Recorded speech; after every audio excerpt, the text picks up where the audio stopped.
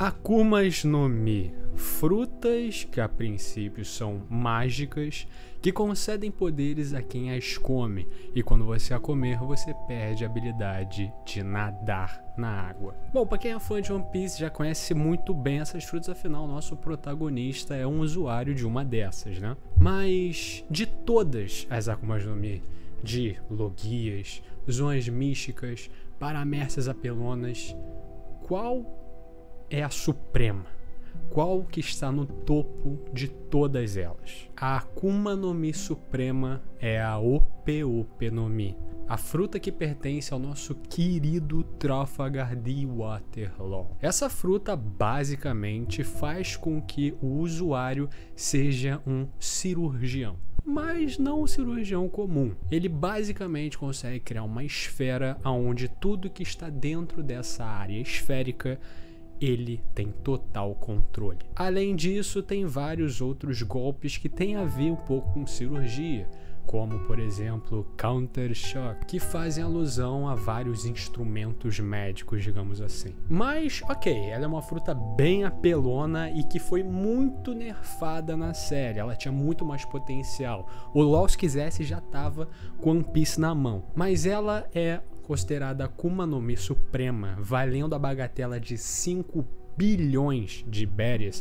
Pra você ter uma ideia, a recompensa do Barba Branca é um pouco acima de 5 bilhões. Então você teria que caçar o Barba Branca, dar a cabeça dele pra marinha, e aí você poderia comprar essa fruta. Ela é considerada a Akuma no Mi suprema por uma habilidade específica que ela tem. A habilidade da cirurgia da juventude perene. Basicamente, o usuário é capaz de conceder a imortalidade para uma outra pessoa, e quando ele fizer isso, ele morre. Isso com certeza gera muitas dúvidas, porque para saber que essa fruta é capaz de fazer algo assim, isso teria que ser feito antes, para que pudesse ser catalogado, por exemplo, no livro das Akumas no Mi. E isso levanta muitas teorias de quem provavelmente poderia ser o imortal. Mas antes disso, vamos entender um pouquinho da história da Ope Ope no Mi. Bom, a Ope Ope no Mi, ela é muito trabalhada no flashback do LoL e também do Doflamingo, que é um dos melhores flashbacks que você vai ver na ficção. É a coisa linda. E o que acontece? Basicamente, o Doflamingo estava interessado na Ope Ope no Mi e descobriu que rolaria uma transação em uma ilha específica do North Blue entre marinheiros e piratas pela venda da Akuma no Mi. O pirata que estava vendendo para a marinha pela bagatela de 5 bilhões de berries era Dias Barrels, o pai de Dias Drake. Só que ele não contava que o Rosinante, né, o Corazon, iria se aproveitar e, bom, roubar a fruta dele. Pra quem não lembra, o Lau estava muito doente por causa da epidemia que aconteceu na sua terra natal, que era a doença do chumbo branco. E como era uma doença incurável, a única coisa que poderia curá-la era a Ope Ope no Mi. E o Doflamingo queria que o Corazon a comesse e curasse o Lau. Na época, ele não sabia que ele era um usuário de Akuma no Mi já. Porém, Rosinante dá a fruta pro Lau. Ele come, o Corazon morre, toda aquela história. O Lau consegue fugir. Ele, nesse meio tempo, cria os piratas do coração. E ele consegue se curar sozinho usando os poderes da Ope Ope no Mi, ainda quando criança. Ok, beleza, isso é só uma introdução sobre o que a gente sabe, o que a gente viu da fruta na série. Mas agora vamos um pouco que interessa. Bom, vocês lembram do que eu disse? Para que as pessoas soubessem que a Ope Ope no Mi é a Akuma no Mi suprema por causa da possibilidade da cirurgia da juventude perene, ela teria que ter sido usada antes. Alguém no mundo de One Piece é imortal por causa da fruta. A única pista que a gente tem sobre usuários anteriores é uma frase que o Dias Barrels disse que o usuário anterior da Ope Ope no Mi foi um cirurgião muito respeitado. Alguém que conseguia curar qualquer doença e era muito superior a qualquer outro cirurgião ordinário. A gente não tem informação de quem é cirurgião, se isso é uma lenda, se ele realmente existiu, mas enfim. Quando a gente pensa em possibilidade de seres imortais em One Piece, com certeza o único ser que vem à nossa mente é o Rei do Trono Vazio,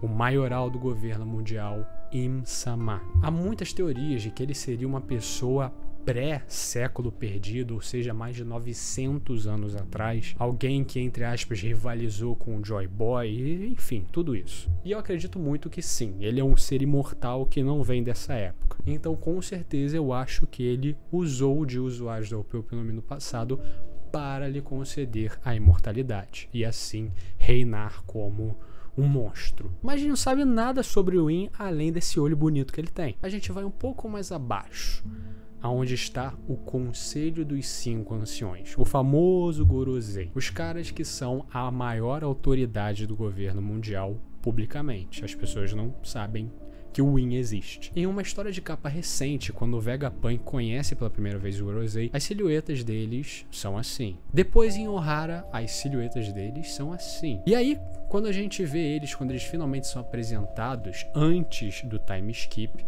já quando a série está acontecendo, eles têm uma aparência bem parecida com as silhuetas passadas dele. E depois do time skip de 2 anos, eles estão iguais ao que eles eram 2 anos atrás. E em comparação com personagens que mudaram bastante, quando a gente vê o Rayleigh lá em 1500 e depois em 1522, quando o Luffy encontra ele, o Rayleigh está claramente bem mudado. Ah, mas o Rayleigh se aposentou, ele viveu a vida mansa e tal, deixou. Beleza. Vocês lembram do Spandine, o pai do Spanden?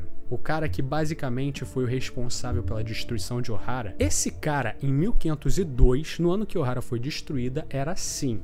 Tá, um cara presença, né? Bonitão, pá. Depois que Inesob é destruído e a CP9 é toda fodida, a gente vê uma história de capa, o Spandine conversando com seu filho, e olha como ele tá aí, claramente bem mudado. E considerando que esses caras, o Gorosei, já eram velhos e tinham silhuetas de pessoas mais velhas, antes até dos eventos de Ohara, 20 e tantos anos depois, eles tinham que mudar pelo menos um pouco. Mas não, eles permanecem com a mesma aparência.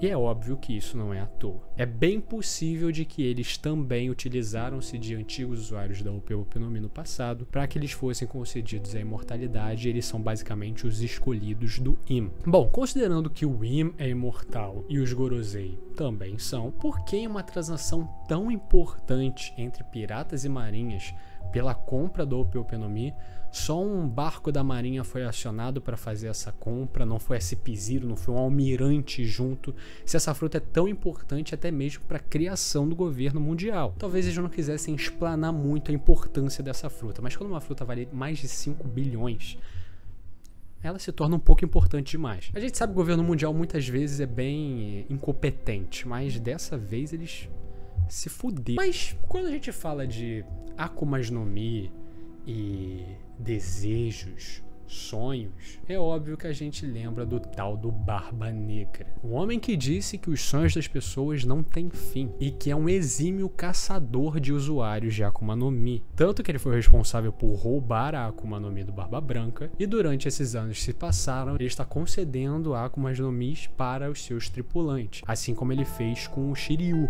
extraindo a Akuma no Mi do Absalom, o antigo braço direito do Moria, e concedendo o poder de invisibilidade ao Shiryu. E depois do arco de Wano, o Trafalgar Law, o usuário atual da OP-Opinami, se encontrou com Ken, Barba Negra. E a gente sabe que o encontro dos dois foi aleatório. O Barba Negra sabia que um dos 3 supernovas de Wano iria para a ilha onde ele estava. E ele estava lá com o único intuito de roubar os poneglyphs. Mas, se tratando do Barba Negra e todo esse histórico, não dá pra gente supor que ele é um cara que quer bastante roubar a Akuma no Mi do LoL. Porque a gente sabe que o Barba Negra e o Rox de Shebeck têm uma relação estranha entre eles. O Barba Negra parece um profundo admirador desse pirata esquecido, até mesmo chamando o próprio barco de Sabre de Shebeck. E a gente sabe que o Rox de Shebeck tinha o sonho de dominar o mundo, e ele era um cara conhecido por quebrar tabus, tanto que, quando ele foi derrotado, ele estava atacando uma ilha com Tenryubitos. Qual é a melhor maneira de você dominar o mundo? Tendo tempo para isso. E é com certeza a cirurgia da juventude perene daria bastante tempo para quem quisesse dominar o mundo. Então talvez o Barba Negra seja esse cara que herdou essa vontade do Shebeck de querer dominar o mundo, e ele vai fazer o que o Shebeck não conseguiu, que é capturar o Ope-Ope no Mi para ele e fazer com que ele se torne imortal. E talvez isso até mesmo explique aquela entrada bem suspeita do Shanks para se encontrar com Gorosei para falar de um certo pirata. Todo mundo julga ser o Barba Negra, alguns dizem até mesmo que seria o Luffy. E assim, ele pode estar falando do Barba Negra, dizendo que ele é um pirata caçador de Akuma no Mi, e provavelmente o Trafalgar Law vai entrar no caminho dele. E bem, a gente sabe que o Shanks tem alguma relação com os Tenryubitos, né?